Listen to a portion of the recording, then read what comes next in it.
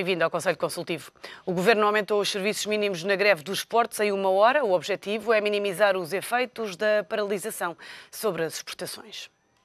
Começa um novo período de greve dos estivadores que vem prolongar a paralisação das últimas semanas. Mas desta vez os trabalhadores dos portos vão ter de trabalhar mais 1 hora extra em relação ao que estava decretado até aqui.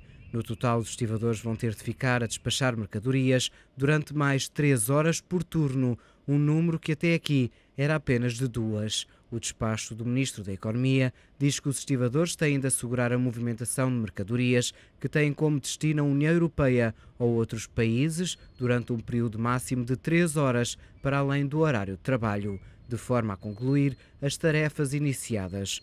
Por outras palavras, o Governo quer minimizar o efeito da greve nas exportações, já que vários operadores dizem que os portos portugueses podem vir a perder fluxo devido a esta paralisação.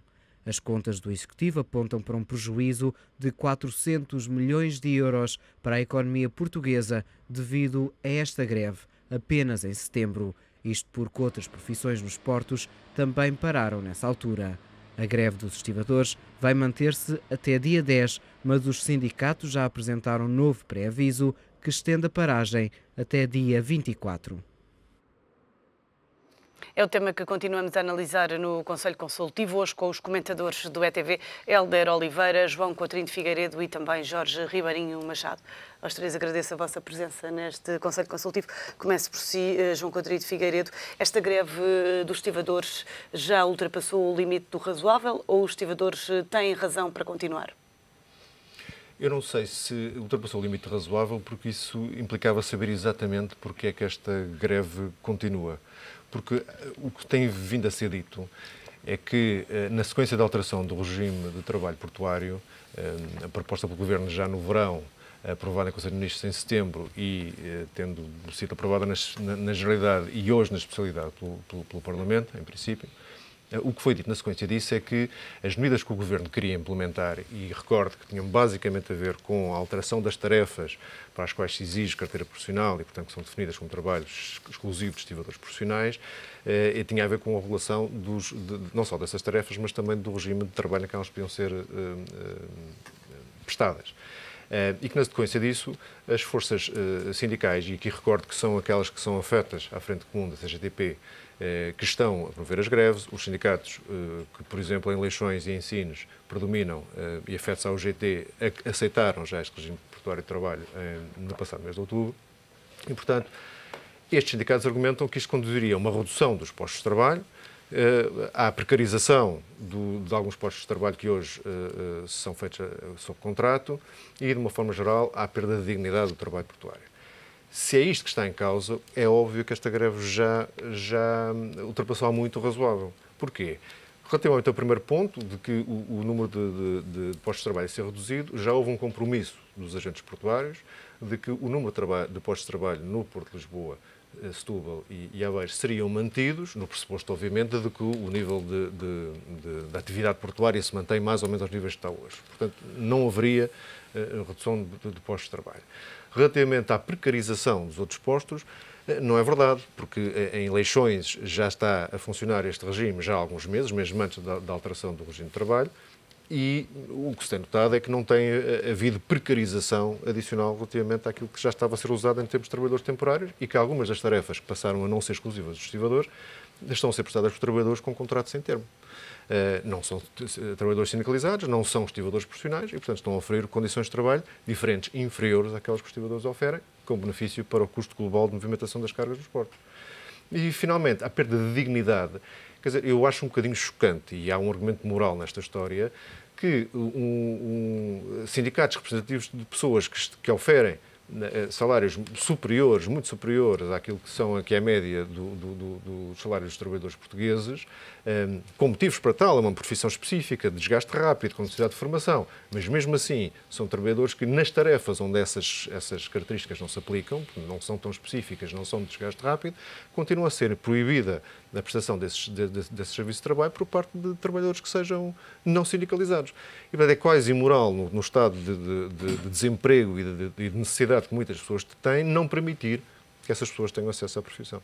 Jorge Ribeirinho Machado, qual dos direitos é que está a ser mais afetado? O dos estivadores, na luta pelo direito de controlarem o acesso à profissão, ou das empresas portuguesas no esforço de aumentarem as exportações e fazerem crescer a economia? Bom dia.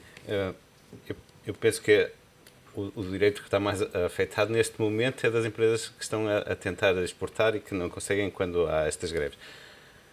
No entanto, os outros direitos também estão a ser afetados. Eu penso que há um aspecto que não foi referido e que é importante nesta questão, que é o modo como o governo se está a comportar nestas greves, ao longo destas greves. É verdade que tem a necessidade de diminuir os custos da operação portuária. E é isso que alega o governo. Exatamente. Mas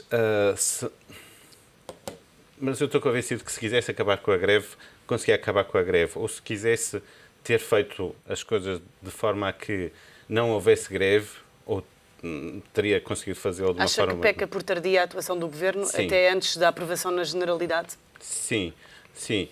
Isto é, nas outras greves que acontecem ou que aconteceram nesta área, o governo tinha um papel de, digamos assim, de árbitro, e neste caso está a ter um papel de jogador, por circunstâncias. E a impressão que me dá é que devia ter preparado melhor o jogo, digamos assim. Não... Se queria que os estivadores tivessem a certeza de que não iam ganhar com a greve, tinha que ter feito algumas coisas antes. O exemplo típico é aquilo que agora se fala. A questão da lei da greve, se era possível ou não fazer aquilo que eles estão a fazer agora. Um outro aspecto é, muito bem, vamos dar condições iguais aos grevistas e aos operadores portuários e, portanto, enquanto houver greve, não pagavam as taxas portuárias à administração de Porto de Lisboa ou ao Porto de Setúbal, que são os dois casos mais significativos. E não fez isso. E, portanto, a mim faz um bocadinho de confusão qual é o papel do governo, qual é, digamos assim, o trabalho, como é que está a gerir estas greves. Não percebo muito bem. Hélder Oliveira, Portugal perde uma ajuda na desalavancagem da economia portuguesa com estas greves sucessivas? Isso é óbvio, não é? De facto, neste momento, a única esperança, digamos, de que a economia não entre numa recessão maior do que neste momento está, é aquilo que tem a ver com o comércio externo, não é? Com a alavancagem das exportações. Todos nós estamos esperançados nisso. Há, de facto, até exemplos concretos de que a aposta nas exportações estará a ser ganha, porque vemos alguns projetos que estão a ser lançados, ainda agora estava a ver numa emissora matinal, um telejornal matinal, de facto há realmente essa perspectiva de que a economia portuguesa possa não cair numa recessão tão profunda se apostar no processo das exportações. Mas qual é o impacto que estas greves podem ter? Olhando para os números do Ministério da Economia, que se perdem 400 milhões de euros por mês com estas greves, já vamos em 1.200. Eu não entraria na guerra dos números, não é? Porque nós estamos num conflito e cada uma das partes invoca números que defendem as suas teses, não é? Não entraria nessa guerra. Mas, de facto, objetivamente, as exportações estão a ser prejudicadas pelo conflito existente. E está a ser prejudicada a imagem dos portos portugueses, não é? Quer dizer, portanto, é provável que esta greve tenha um impacto tão grande a nível internacional que alguns dos portos portugueses que estão a ser mais afetados venham a ser afetados no futuro, não é? E Há, aliás, definitivamente. exemplos, e definitivamente. Enfim, eu espero que não, mas porque haverá formas de recuperar. Mas transitoriamente. Recuperar? Não, eu estou convencido que o longo prazo é sempre possível recuperar Porque há alguma quem coisa. diga que muitos portos portugueses vão perder para os portos espanhóis em definitivo. Eventualmente, mas quer dizer, digamos que os portos espanhóis não estão isentos também de uma greve deste tipo, porque o que vemos aqui, neste caso particular da Estifa, é que há uma solidariedade internacional muito significativa que dificulta claramente a negociação com um grupo que tem uma força particular no quadro da legislação laboral portuguesa, não é? não é o único, não é? Nós vemos nos últimos meses, aliás, nos últimos 2 anos, porventura, mas não só, outros grupos de trabalhadores que... Refere-se a quais, exatamente? O setor dos transportes, veja que, por exemplo, neste fim de semana, as pessoas que não têm, são as pessoas mais humildes, que têm dificuldades no seu transporte particular, foram afetadas pela greve da CP de uma maneira visível. Ainda por cima, num caso em que, de facto, em muitos casos, não há uma especificidade muito forte para ser trabalhador da CP naquele contexto, não é? Há milhares de pessoas que gostariam de ser trabalhadores da CP e os trabalhadores da CP que são pagos por todos nós, porque a CP é um caso exemplar de uma empresa com um déficit enorme, não é? São pagos por todos nós, faz a greve no momento oportuno ou no momento próprio que afeta mais os trabalhadores, as pessoas mais humildes, não é? É o caso que agora que temos com a Transtejo. A greve da Transtejo é feita exatamente no momento em que dói mais no osso das pessoas, não é? E, portanto, há aqui um abuso daquilo que é um direito fundamental dos trabalhadores. Mas não é esse o objetivo de quem faz greve? Se é, nós moralmente teremos que os condenar. João Coutinho de Figueiredo, voltando à greve dos estivadores, acha que qualquer que seja o impacto desta greve vai afetar a possibilidade de Portugal vir a ter uma balança de transações corrente positiva? Sim, isso é óbvio, não é? Portanto, a partir do momento em que haja nem que seja um pequeno efeito naquilo que sejam o volume de exportações ou custas do mesmo, está afetada a balança de transações correntes. Portanto, isso é uma decorrência e, como diz, qualquer greve tem que ter algum tipo de dor, senão não era feita e não tem os efeitos negociais que os grevistas pretendem. Eu gostava de voltar aqui a um ponto que o Jorge levantou sobre o papel do Governo nisto e a sua primeira pergunta sobre se já tínhamos passado o limite do razoável tem a ver também com aquilo que se define como o motivo da greve. Eu falei dos motivos dos grevistas, não falei dos motivos do Governo, que diz que há uma urgência. Não invoca o problema moral que eu falava há pouco, de haver trabalhadores muito privilegiados dentro de um sistema fechado, do que os ingleses chamam closed shop. Não falei desse problema moral, o Governo também não o invoca. O invoca, sim, que é necessário baixar os custos portuários. Mas o Governo tem algumas ferramentas na mão para baixar custos portuários se levasse isso tão a sério como aparentemente leva. Tem, por exemplo, a capacidade administrativa de fixar taxas portuárias, porque as autoridades portuárias são todas públicas. E tem também, junto aos concessionários de serviço portuário, condições para rever as condições da concessão, como fez com alguns concessionários rodoviários no passado, quando achou que as condições das concessões, das PPPs, por exemplo, correspondiam a rendas excessivas. Como mas agora se tem essas possibilidades ao dispor, porquê é que não as usa? Parece que o tema de baixar o custo da operação portuária não é tão importante assim, se não fazia, não é? É a conclusão que eu tiro. Portanto, alguém não está aqui a dar a informação toda. Mas não é isso que alega o Governo? É isso que alega o Governo e é isso que eu estou a dizer. Se é essa a questão, então não devia usar só a componente dos custos salariais na operação portuária, devia ir aos outros custos também e, em alguns casos, tem até mecanismos relativamente fáceis de o fazer. Portanto, também não está a contar a história toda, é isso que eu concluo.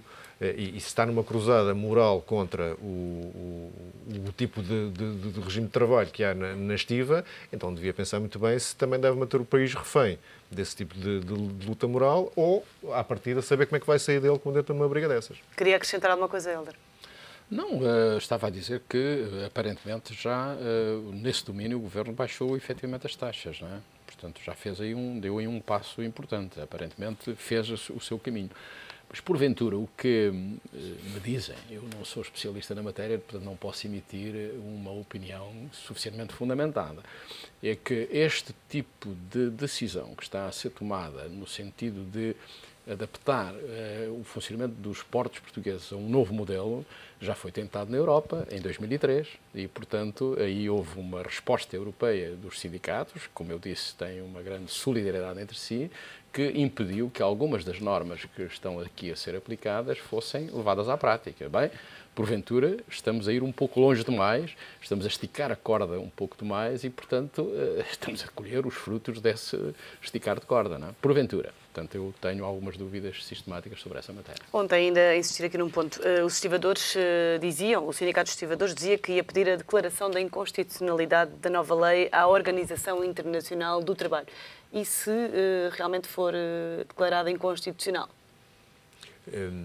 Dois aspectos. Primeiro, a declaração de inconstitucionalidade compete exclusivamente ao Tribunal Constitucional Português. Portanto, não há queixas em organizações internacionais. O que parece então, porquê é que vão fazer este pedido à OTI? vão fazer um pedido ao TI, vão fazer uma queixa ao TI, porque aparentemente aquilo que o Governo está a pensar fazer, e eu aqui também alego desconhecimento do pormenor, é que essa tentativa infringe uma das convenções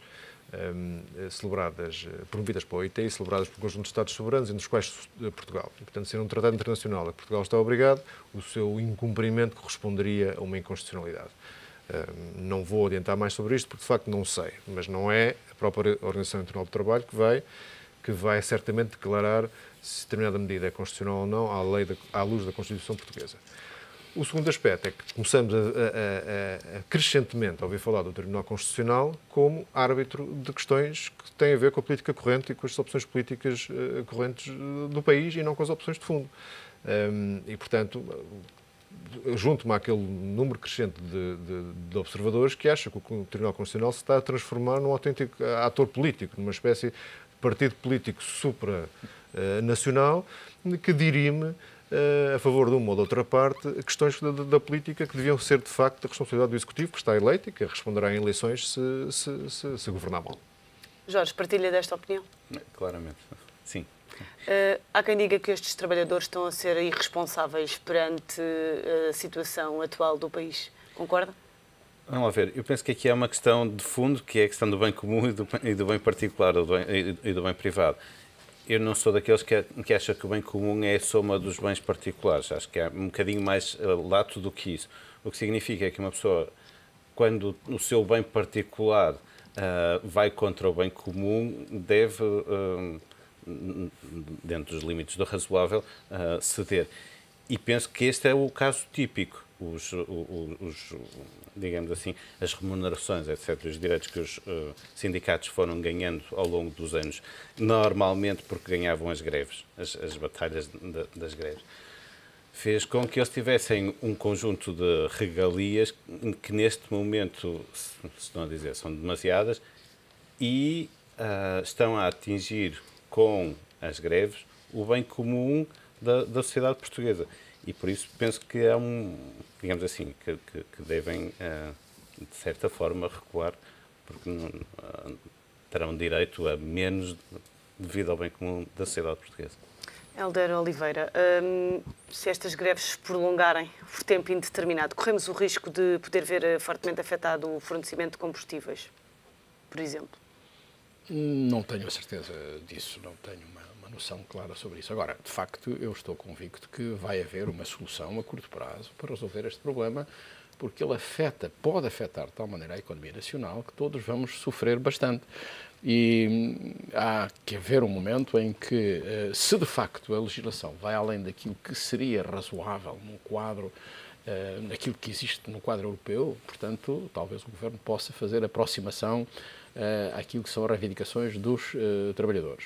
Por outro lado, os trabalhadores ou os sindicatos, em particular, deverão ter a consciência de que a afetação, os prejuízos que estão a causar à economia nacional e a forma como estão a afetar outros trabalhadores. Porque quem está, neste momento, começa eventualmente a sofrer, porventura aí de uma forma definitiva, são os outros trabalhadores.